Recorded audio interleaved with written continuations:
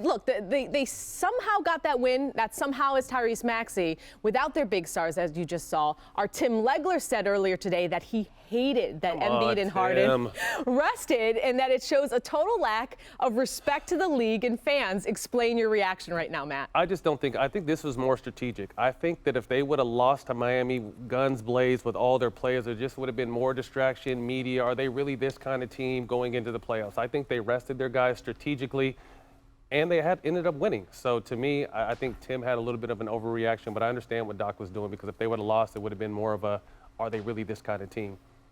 I think it's important to note that teams across the NBA, and Philly in particular, have invested a lot of money in building out a performance staff to monitor players' health throughout the season. And at times, guys are running hot. And look, Joel hasn't sat out but one game since he came back from COVID. So I think as much as we say this is a strategic thing, sometimes guys just need rest. And when you look at the big picture is the Philadelphia 76ers want to be playing in June. It was time for Joe and James to get a rest. This wasn't just rest. Joel legitimately has a back injury for the past 4 or 5 games. And as JJ said, he's only sat out once since he came back from COVID. He's made a point of playing on back-to-backs. And he really probably shouldn't have played in that Toronto game. You could see the way he was moving in that game was not great. James has that hamstring injury that he's been sort of strategically taking nights and rest. So if Joel wasn't going to play, it made more sense for James not to play. You can argue whether they should have sat the front end of the back-to-back or the back end or the second part of it, or maybe they could stagger it. But I understand Tim's point about strategically resting, but this wasn't just rest. These are two guys who are managing injuries.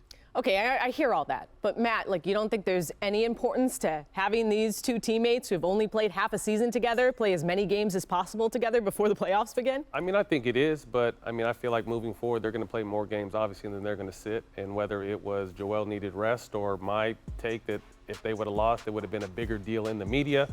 The fact is that they won, and they know that they have a couple weeks to get ready for the playoffs. So we're going to have to see what this duo and this team can do. JJ? Yeah, people across the league were not talking about any potential chemistry issues after those first 3 games together that they had.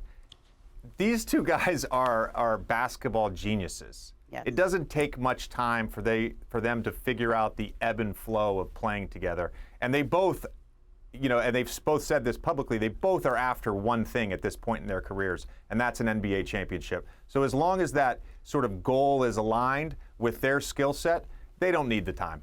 It's not even Joel and James Harden that need to play together. It's the rest of the team that needs to figure out how to play with them. Because the issue, I mean, Tobias Harris was averaging 18.5 points. Now he's down to 13 since the trade. He needs to figure out how to play with them because his new role is to be a shooter and play defense. Tobias has historically been a guy who needs the ball in his hand. So that's a change for him. Their perimeter defense has gone from not great to worse in this. And their bench was 4th worst in the league, and now it's the worst in the league since the trade. So these are the issues that the Sixers had before the trade, and after the trade, they've gotten even worse. That's why they need to play together. It's not Joel and James that need to get on the court together. I do think, though, last night was important for Philly in the sense that it gave their bench an opportunity to just go play. And oftentimes, and I've done it, Matt's done it, when you're a role player and you're playing with star players, it's difficult to catch a rhythm at times. And so last night, for a guy like Shake Milton to have the ball in his hands, for Furkan to be running around off screens, those are important moments. They're important for confidence, and they're important for those guys to get in a rhythm. There's going to be playoff games where those guys have big moments, are in big moments, and have big moments. Also with Tyrese Maxey, I mean, he's a guy who, he's been the 3rd best player when James and Joel are out there together. And Tyrese, they're always encouraging him to shoot more. But he's a young kid. He's got to decide he wants to do. Well, he had no choice. They needed him last night, and so that was important for him to feel that again. Yeah, but to your point, it's also important for him to feel that while also being with Joel and Harden. Thanks for watching ESPN on YouTube. For live streaming sports and premium content, subscribe to ESPN+.